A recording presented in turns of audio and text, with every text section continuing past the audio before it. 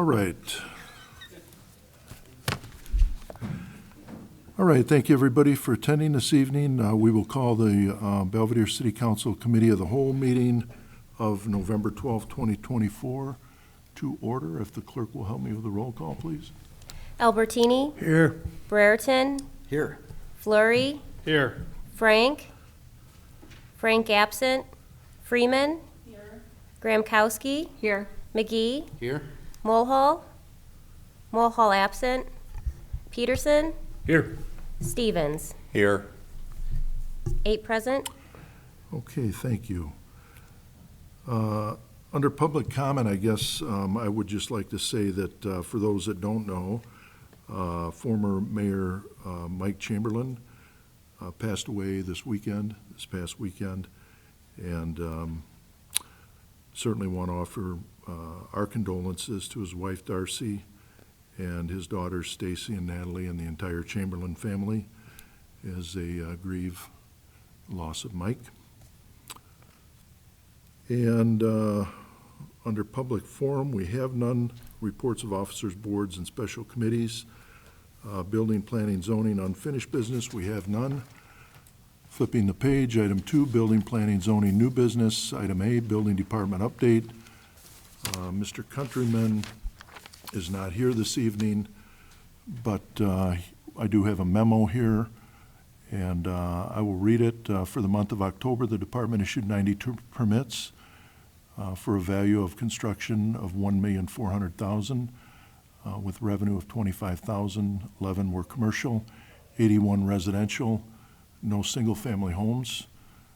Projects of mention, 1920 Gateway Center fire alarm alteration, 642 Crystal Parkway HVAC furnace and AC, permit 422 North State Street, that would be Temple Garage Fire, the restoration that they have. Property maintenance, 12 property maintenance issues have been closed, 3 are open, 1 ticket, 1 court date on 5th Avenue.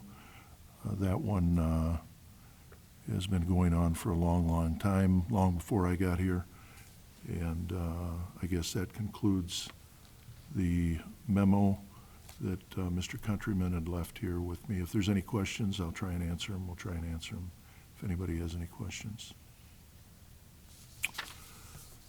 All right, hearing none, planning department update. Gina is with the holiday. They have the building, planning, zoning meeting going on in the break room currently, so Gina's there with that. The October 2024 monthly report for the Community Development Department, Planning Department, 3 cases in October. The TAB holdings at 155 East Hurlbutt, City of Belvedere. Also have the 1253 liquor for Logan Avenue, 1253 Logan Avenue. We have Deer Woods 2 as well. Annexations, we don't have any. Temporary uses, none. Site plans, 3792 Morium Drive. Final inspection at 1890 Crystal Parkway. Downtown overlay review for 221 North State Street. Stucco and paint, 107 and 109 North State Street. Windows and doors. Zoning verification letters for 2141 Henry Luckow Drive. Irene Road Comprehensive Plan. Belvedere Historic Preservation, the staff sent out invitations and created a draft for awards program that they will have later on. Also, there's been planning with Hometown Christmas and some of the duties that Gina has been involved in. Closed out all completed planning case files, responded to all FOIA requests, work with 911 Fire Department and Post Office to verify all addresses in the city, assist with growth dimensions with requested data, meeting and phone calls with developers regarding potential development, phone calls, walk-ins for questions regarding zoning, floodplain development, etc.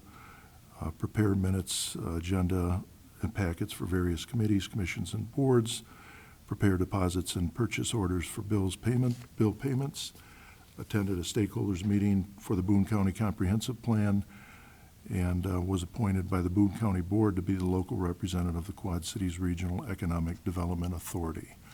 So pretty busy, and if there's any questions, I can try and answer them as well.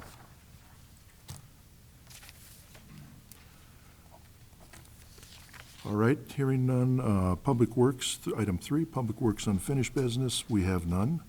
Item 4, Public Works new business, item A, Public Works Department update. Director Anderson, good evening. Good evening, thank you, Mayor. On your desk tonight was a short little memo for our update. Great Lakes Urban Forestry has begun the tree inventory portion of our Chicago Region Trees Initiative grant that we received, which will improve our community tree canopy. All trees in the public right-of-way and on city-owned property will be cataloged into a database. The database will then be used to develop a comprehensive tree management plan for the city. They started this work approximately a week and a half ago, 2 weeks ago now probably, and there's anywhere from 1 to 6 individuals on any given day that's here in town. They have identification on, they'll have the reflective vests and so forth, but they are actually walking all of the public right-of-ways, all the city-owned property within the city of Belvedere, and cataloging each and every tree, measuring it, listing by the types, given the condition of the tree, the ratings of the tree, and like I said, that will be entered into a database, and then they will develop our comprehensive plan off of that. So that raises the question, because we've never had this work done before in the city. Nobody really knows how many trees we actually have that we are responsible for to maintain in the city of Belvedere. So the sheet at your desk tonight gives you a blank to put in your guess for how many trees we have. And if you please fill those out and put your name on there so I know which guess belongs to whom, I will collect those at the end of the meeting. And the work is, the database, the cataloging is expected to take probably 2 to 2.5 months to complete. And once we have that final count on the tree, we'll see who's closest, and I'll have a nice little prize for the winner.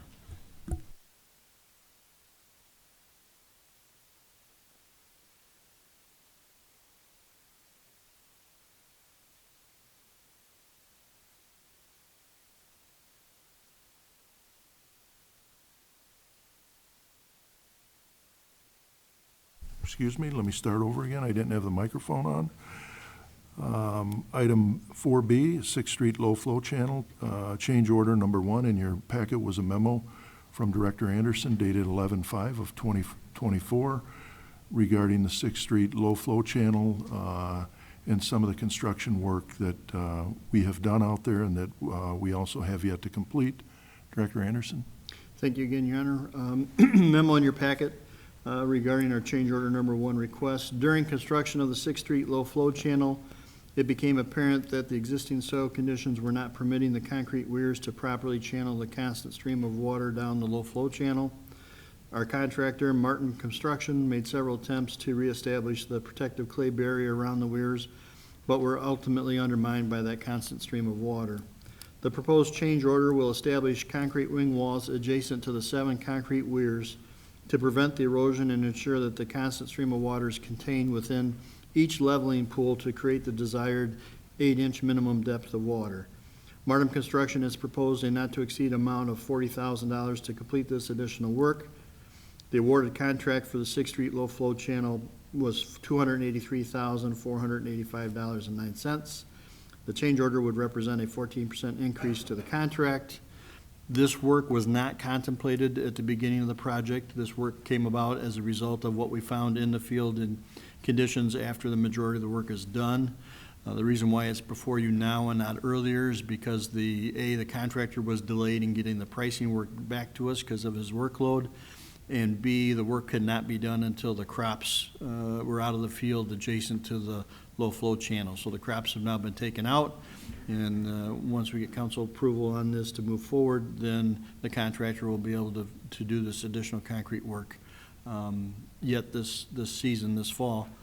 And the only thing left then would be in the springtime is to put the plug plants in the ground in the spring, which will not interfere with the putting the crops in of the adjacent field. I would recommend approval of change order number 1 in the amount not to exceed $40,000 for the 6th Street Low Flow Channel Project.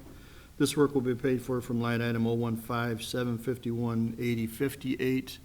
And there's 7 weirs that were put in for the length of this project, and each one a wing wall on either side of the existing weirs that were put in.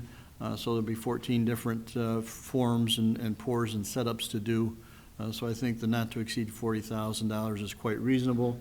Their original bid was quite reasonable. If you may recall, the second low bidder was $373,983. So it was significantly, the low bidder was significantly lower, and he's done a really good job for us to date. Okay, thank you, Mr. Anderson. With that being said, could I have a motion? Made by Alderman Stevens, second by Alderman Peterson. Thank you both. Regarding recommend approval of the change 1 work order in the amount of $40,000 for the 6th Street Low Flow Channel. And the work will be paid out of line item 01-5-751-8058. Any questions regarding that? Alderman Peterson? Just a comment, it looks like CES probably provided the engineering diagrams in for free for it, didn't they, or no? I'd have to go back and look. That could have been done on a pro-rata basis. I'd have to go back and look at their invoices. Okay. Alderman Stevens? So this is going to have cement walls and a dirt bottom yet, as we had talked about years ago, or is it going to be all concrete? So basically, the main channel work, if you will, has been done. So it'll have a soil bottom. They'll all be planted with the plants. So this is basically where the weirs were installed. It's going to put an extension on the side slopes up both sides, and then they'll be capped with riprap on top of that. And again, that's to keep a minimum 8-inch depth of water through there, which will help control the invasive weeds and stuff that we'd seen in the past, and allow the plants that we put in there to colonize to take over and establish it, which will then keep the flow channel open, if you will, for when we get the big rain events. Okay. Anybody else? If we haven't gone over and looked at that, I know that for years that had been a kind of an issue over there. If you go to 6th Street by the apartments on 6th Street, across from, what is it, 12th Avenue, 13th Avenue, that 14th, that had always been a problem of concern, because a lot of times when we would have these 100-year rainfall events, it would flood over there, or when we wouldn't have any, of course, it would be inundated with weeds. But when you look at what they've done over there with this project, I think it's been quite successful. We had, 8 inches of rain here earlier this year, and it hasn't been completed, but the majority of work was done on it. And I had been by there, and I think it has greatly helped with our issue being able to store and being able to get rid of some of the water that was causing flooding to the south of there, all the way actually to the east as well. So I don't know if anybody's got a chance to go over and look at that, but it's pretty neat. All right, any other comments, any other questions? Hearing none, all those in favor of the motion on the floor, please say aye. Aye. Any opposed? Motion passed. Thank you, Mr. Anderson. Item 5, unfinished business, we have none. Item 6, other business. We have item A, tax levy discussion regarding the library. There's a letter in your packet from the library, and as you can see, I will read the letter. Dear Mayor Morris, as you know, the undersigned is Executive Director of the Ida Public Library. In that capacity and at the direction of the Board of Library Trustees, I Herewith notify you of this year's tax levy request for library taxes pursuant to Section 5/3-5 of the Local Library Act 75 ILCS 5/3-5 and the various court cases interpreting the same. The library taxes provided in the Local Library Act shall be levied by the city council, village board, or town board in the amounts determined by the library board and collected in like manner with other general taxes of the city, village, incorporated town, or township, and the proceeds shall be deposited in the special fund, which shall be known as library funds. Since under this law, it is the library board of trustees responsible to determine the amount of required for the public library. On behalf of the library board, I hereby request the total tax levy determined by the Board of Library Trustees for this year of for library purposes is $852,705.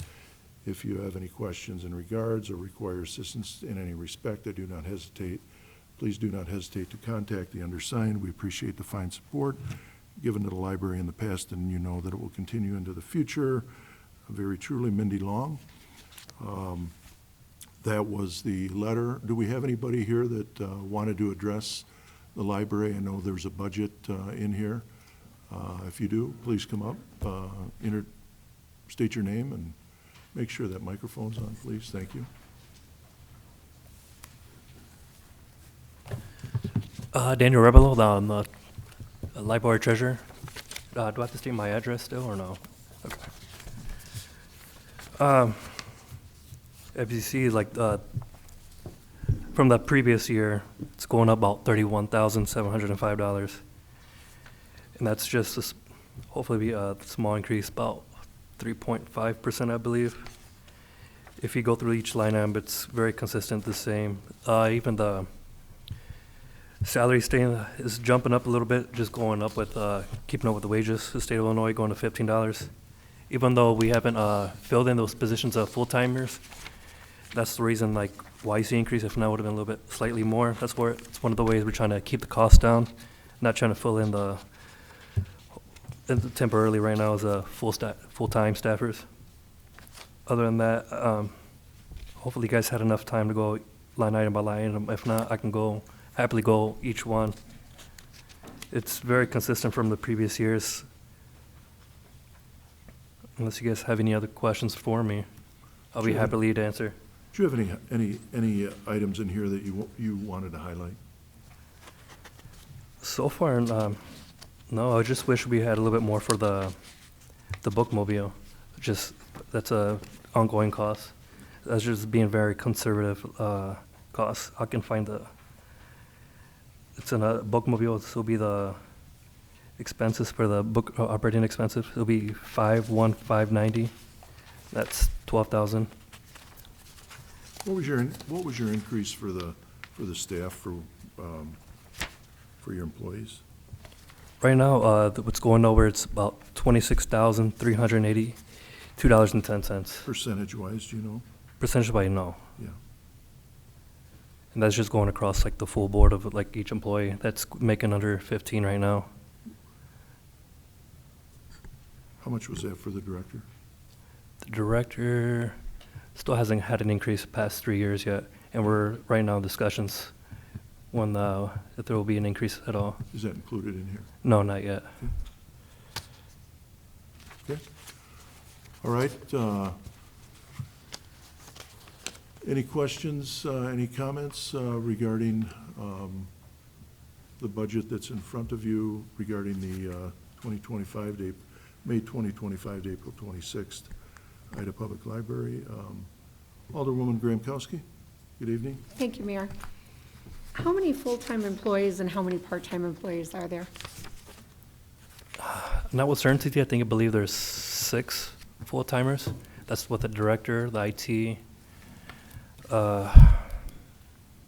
Shouldn't think of their names.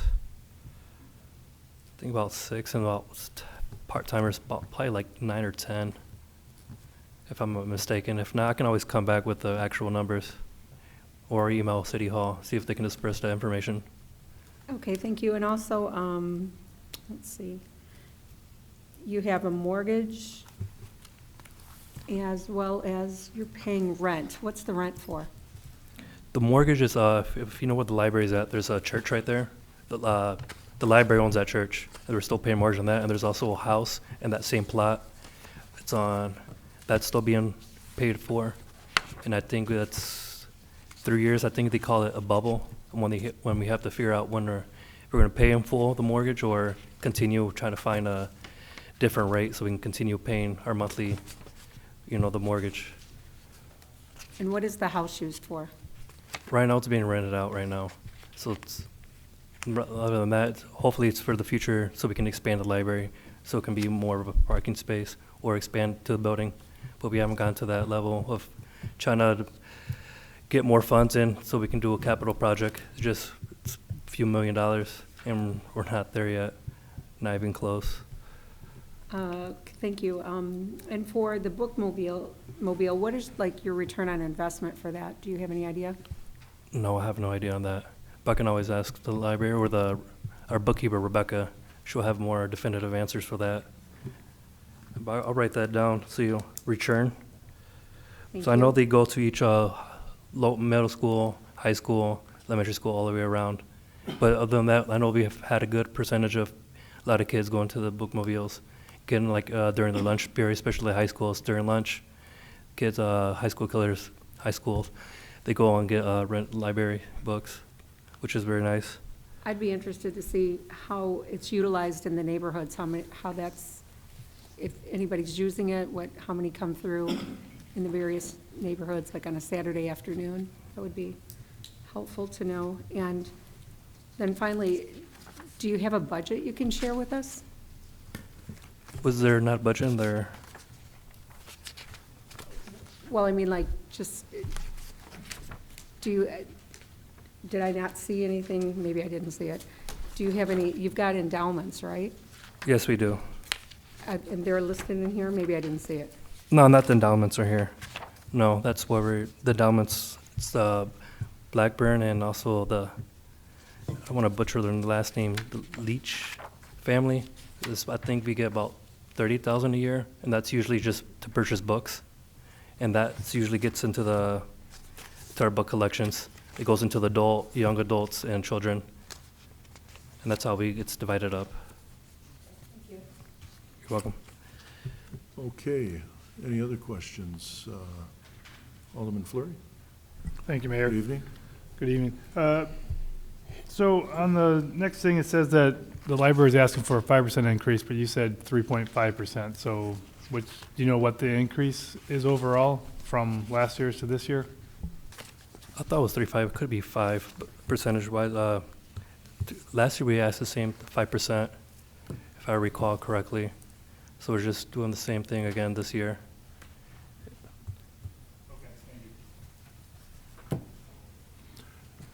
If you read the memo that I had put in the packet, you can see that the library's levy represented a 5% increase over 2023 levy. Right, that's what I was looking at. Then it said 3.5, so I was just seeing, because I know we're a little ahead of ourselves, but ours went down too from what originally was talked about. So I just want to know if that was a decrease or it is 5%, or I was just wondering what the actual increase is. That was my mistake. It is still 5%, and that's even with that 5%, it will be $31,705 from over last year's budget.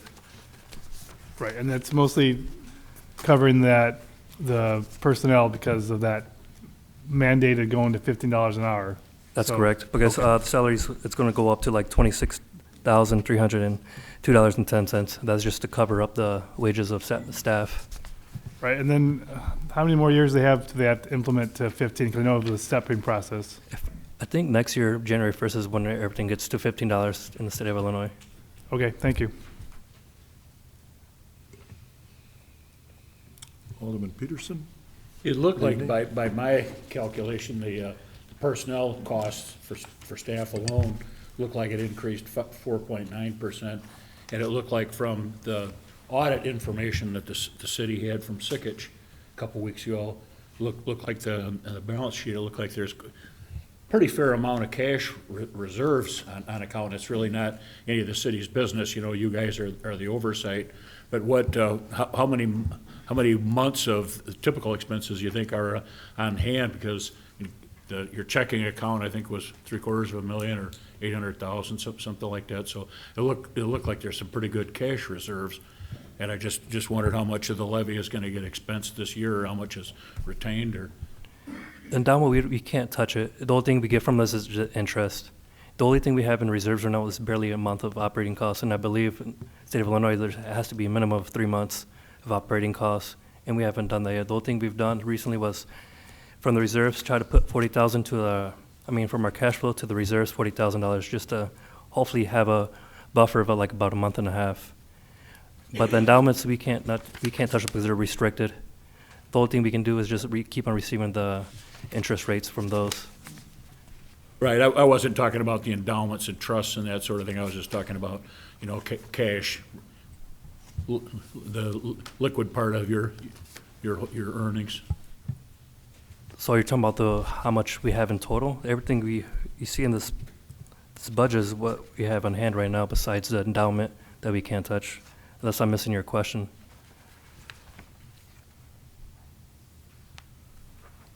Well, the city's in kind of a tricky spot because, you know, it's not our banana, but basically, you know, you guys run it, but we levy the taxes and we answer for them. No, that's good. You have the taxpayers in mind. But that's the best I can do off the information, because the only thing that looks at it, if it's more, is just endowments, which can't be touched. Other than that, we have budget is what we use. Alderwoman Freeman, good evening. Good evening. So, the library is not a revenue-generating establishment, nor is it set up to be that way, nor should it be that way. We don't sell books. We don't sell, as the Park District does, registration to programs. It is, if you're looking for a return on your investment, it's having a fully functioning library that takes care of the children in this city and county, and offers programs for everybody, and definitely the bookmobile. I can speak for my kindergarten 5-year-old granddaughter. When the bookmobile was at Meehan School just today, how happy she skipped out of that school saying the bookmobile was here today with her book. And we went home and read it immediately. So that's the return on investment. You know, I think it's important to point out that, you know, the return on investment for taxpayers as well, with the city's levy on services, the payback for the city taxpayers is services, and of course, we're still responsible and we're accountable to make sure that we keep that within a parameter that we think is fair and we think is prudent. So I do think, you know, the library, we levy them for the library. They ask, but we levy them. In the past, we have not levied the requests. Matter of fact, I had asked that a couple of years ago that we had zeroed it out because the city had zeroed our levy as well. And I think it's only prudent if we're levying our taxes at a certain percent, then the service is still, we have to make ends meet. I think that, you know, regardless of what services you provide, they are priority driven. And to be accountable and responsible to the taxpayers, I think that, you know, that's prudent upon the council here, and it always has been. That's a decision the council should make. I put this in in my letter because the request was 5%, correct? That's correct. And, but it's up to the city, it's up to the council to go ahead and, whatever that amount be, to approve it, so. Alderman Albertini? Thank you. My question is, do we know what, if we were to authorize this levy that the library is requesting, do we know what this would be in terms of cost to the taxpayers? You know, we know there'd be, for the city levy, we're looking at probably $20 per home, do we know what it would be for the, I mean, I guess I could work the math out, but No, we,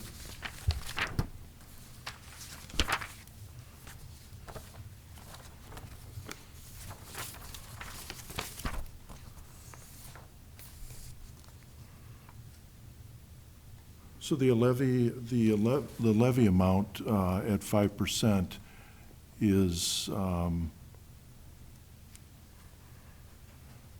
39,000, is that correct, Sarah? 39,000 at the 5% from what it currently is?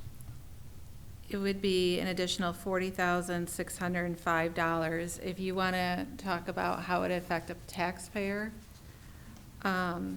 if you had a home valued at $150,000, this last year you spent $66.96 to the library out of your taxes.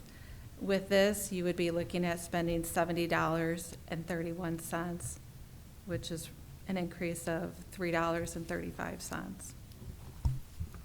okay, that was my question. I got it answered. Thank you. Okay.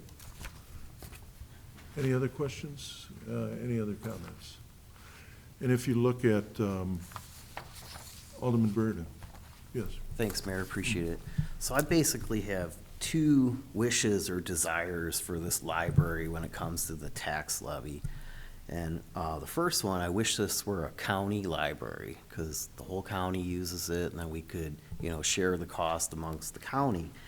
Second one, each year that goes by, I really wish the library was its own taxing body, because every year, either, the city, we have to look like the bad guy for nitpicking your budget, or the library's gonna look like the bad guy for presenting their budget.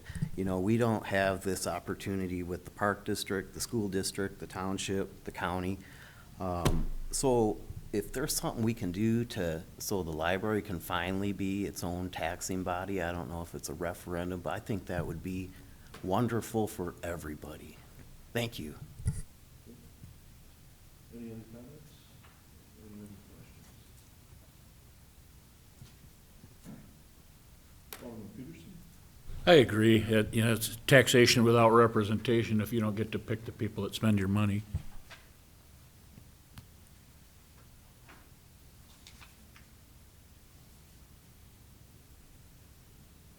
All right, I agree. Is there any other comments, any other questions?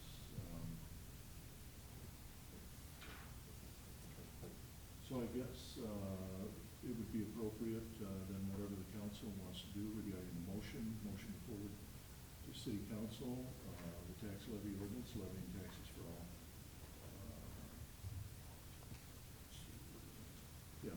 Levying taxes for all corporate purposes for the city of Belvedere.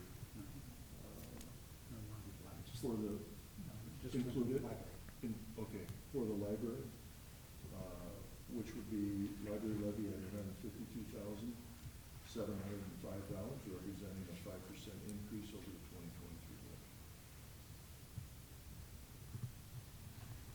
And that would be the motion, if anybody wants to make that motion, at least for discussion's sake. Motion by Alderman Stevens, second by Alderman Peterson. Thank you both.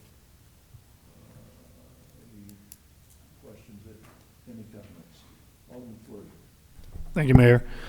So, yeah, so when we talk about dollars and cents, a $3 increase per taxing property owner, I think that's worth it for the library. But I like what Alderman Barrington said about how can we put the library in set up for success with their own taxing body. So I guess the question is, we asked of that. So what is the steps going forward? I know you can't probably all answer it all tonight, but then two, what do other cities do? Is this kind of unique to Belvedere, or all cities have the same kind of oversight of the library, but not really have an oversight? We just, every year, it always becomes a discussion of, if you're for the library or against the library, and I don't think that's probably a fair way of looking at it, because I think everyone here probably is for the library, but you're also worried about the taxpayers, and even though whatever amount you put on there, when there's an increase, nobody likes an increase in their taxes. So I guess what are the actual steps, and what do other cities do? It's a hodgepodge across the state. There's different library acts under state statute. There's the Library District Act, which provides for its own governmental body with elected trustees and the whole bit. It can have the same boundaries as a city, it could have boundaries of a township, most of them follow a township, what have you. That would require a referendum that somebody in the public would have to get placed on a ballot to create a library district. It's not something that we can really just go out and do. The difficult part would then we'd have to have some kind of intergovernmental agreement, I suppose, with that district to transfer our current Ida Public Library assets to that library district so they could operate that way. But yes, it would require a referendum.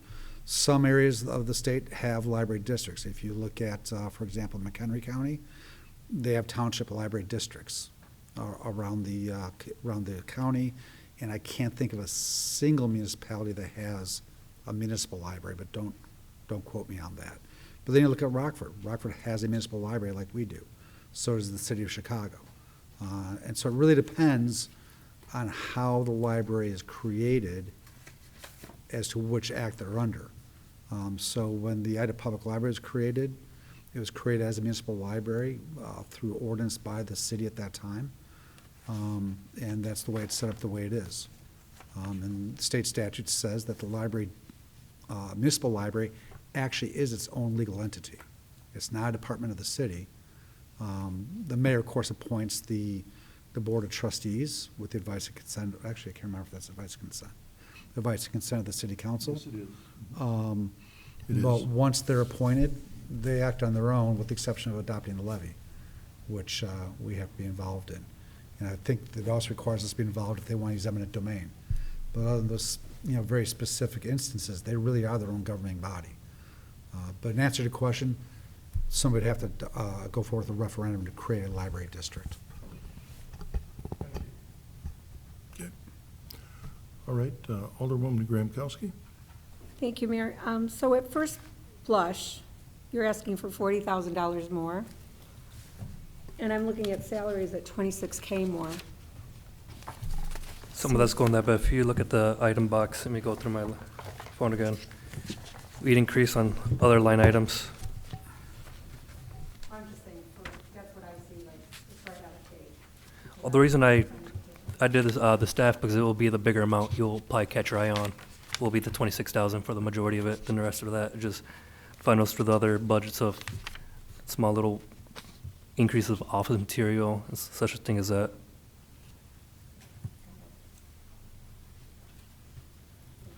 Okay. All right, any other questions? Any other comments? All right, hearing none, we have a motion on the floor then for a library levy increase of 5%, representing $852,705. If there's no other discussion, all those in favor say aye. Aye. And any opposed? Okay, motion passed. Thank you. Thank you.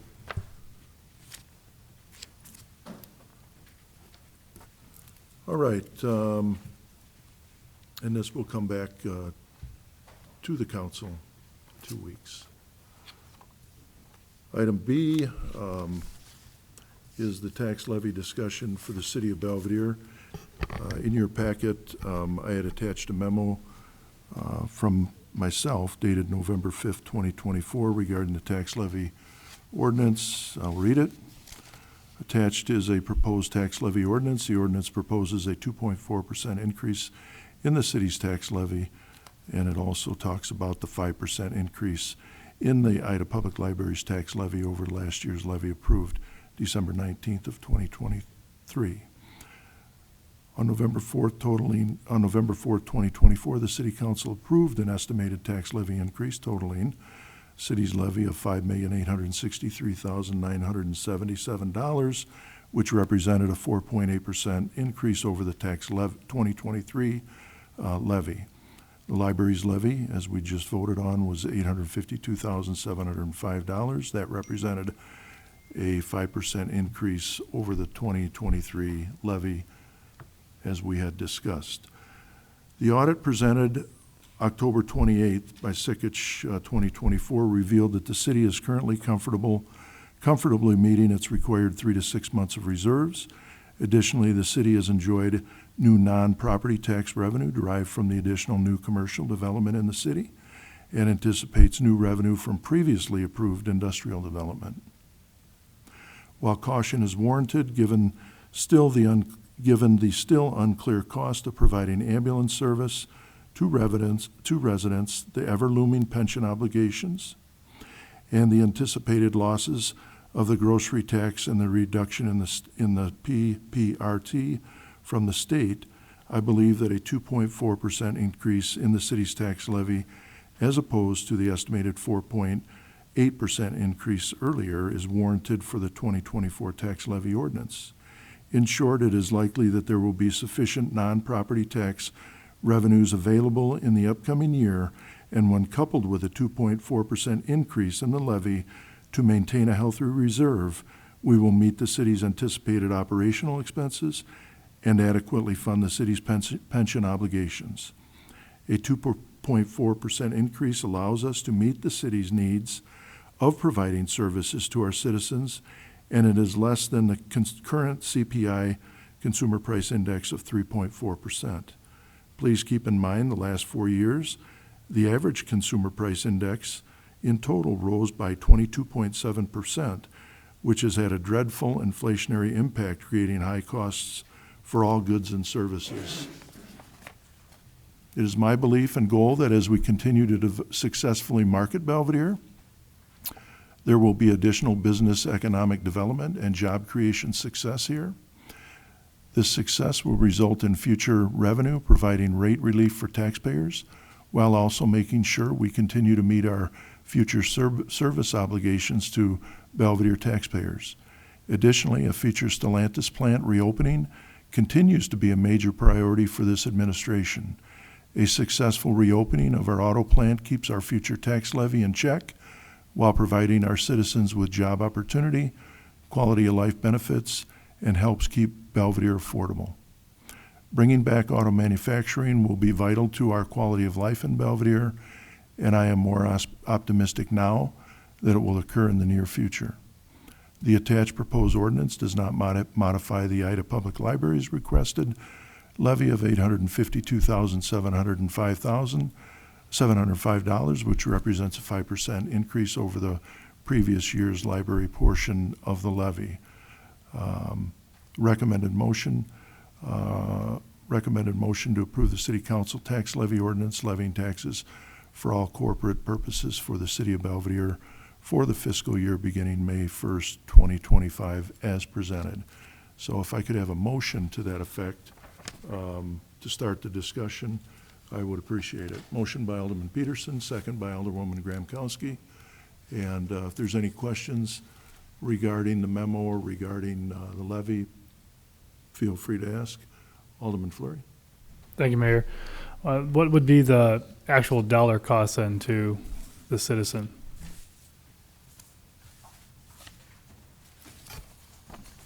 For a home valued at $150,000, it would be an increase of $11.07 a year. Thank you. Okay. Any other questions?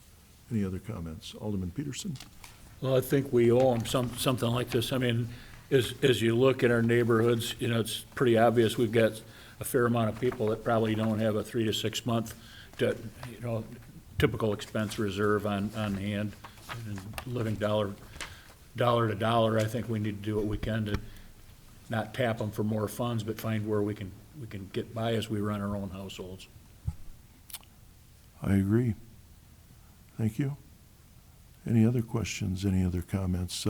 Keep it in perspective, it had been, the tax levy had been flatlined. I think last year we had discussion about a sizable tax levy over 17%. We did not do that. We did 6.3%. Is that what it was last year? I think it was, it's right here, 6.92%. 6.92%. So, and that was the first levy that the city had, I don't know, six years, I believe. And of course, as I had commented, the inflationary rate, 22.7% over the last 4 years has been very, very difficult. It's been difficult for the taxpayers, as Alderman Peterson points out, and it's been difficult for the city of Belvedere as well. 2.4%, this 2.4% tax levy, I think allows us to meet our responsibilities, as I had said in my letter, and yet I do believe that things are going to improve. I think, I do believe that Stellantis, I'm more optimistic now that Stellantis will come on board. I certainly hope so. It means jobs, quality of life, and but all the other businesses that we have brought to Belvedere, the Walmart $1.2 billion investment, 1.2 million square foot facility, will employ between 450 and 740 employees. Those will be good jobs. The line working jobs will start at $60,000 a year. Management will be 110 plus. And then we had the General Mills, 1.3 million square foot with an additional 500,000 square foot facility that hopefully will be started, if not this year, in the near future. That was a $210 million investment and will bring roughly 75 to 130 jobs. And the Midwest Refrigerated Services, as you all know, was a 200,000 square foot, $58 million investment. But that was the first of 4 of that size. So hopefully those will take place. I'm optimistic that they will. We also had the fueling center out at Genoa Road, which Genoa Road had not been developed for 30 plus years, I guess. Nothing to the west of Walmart on Genoa Road had been developed up until now. That revenue will bring us a sizable amount of revenue regarding sales tax on fuel, motor fuel tax, and any sales tax. My hope is, and my belief is, that as this economy picks up, inflation zeroes out, and the price to borrow money, interest on money becomes less, I do believe that we will see future development out there, hopefully a large retail facility out there on the 17 acres that was proposed on the southwest corner of that property. That would be one, and then also a hotel in the middle of that property. So I'm optimistic that that will take place. All of it will put us in a better position as we go forward in the future with the city of Belvedere to perhaps flatline our levy in the future and meet all of our service responsibilities for our residents. We've been able to do that, and we'll be able to do that by making sure that we don't get ourselves caught into being what I call a bedroom community. If you have development housing, multifamily housing development, if you have high-rise apartment, they do nothing for our tax base. They're a hindrance. They actually drain taxes from the existing taxpayers. We have to provide services. We have to provide education. We have to provide money for parks and recs. And the best type of development is a development that we've been successful with the last 3.5 years. So if there's any questions, any comments, I'll try and answer them. Hearing none, we have a motion then on the floor. If there's no other questions, all those in favor of the motion, please signify by saying aye. Aye. Aye. And if there's any opposed? All right, motion passed. Thank you.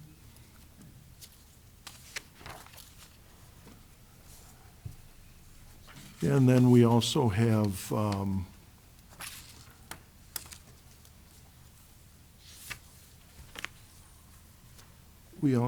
our special service Area 3, which also falls under the tax levy ordinance. I would ask for a motion to forward to City Council a tax levy ordinance levying taxes for special service Area number 3, in the city of Belvedere for fiscal year beginning May 1st, 2024, as presented. If I could have that motion. Motion by Alderman Peterson, thank you, and a second by Alderman McGee. Thank you. And any questions, any comments regarding the motion on the floor? Feel free to ask. All right, hearing none, and all those in favor of the motion, please indicate by saying aye. Aye. And if there's any opposed? Motion passed. And keep in mind, these will all be back before the council for your final vote. So.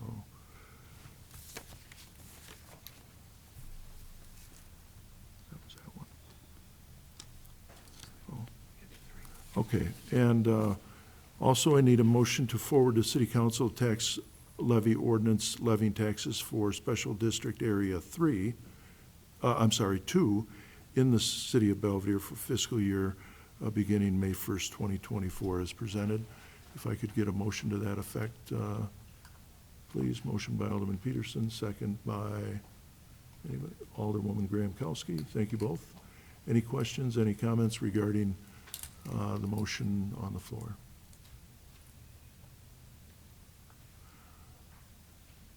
All right, hearing none, all those in favor of the motion, please signify by saying aye. Aye. Aye. And if there's any opposed. Okay, motion passed, thank you. And that is all we have on the agenda for this evening. If I could have a motion to adjourn, please. Motion by Alderman Peterson, thank you. Second by Alderman Albertini, thank you both. All those in favor, say aye. Aye. Aye. Anybody want to stay? All right, for the record, we adjourned at 6:55 PM. Thank you, everybody, for coming this evening. Have a good rest of your evening.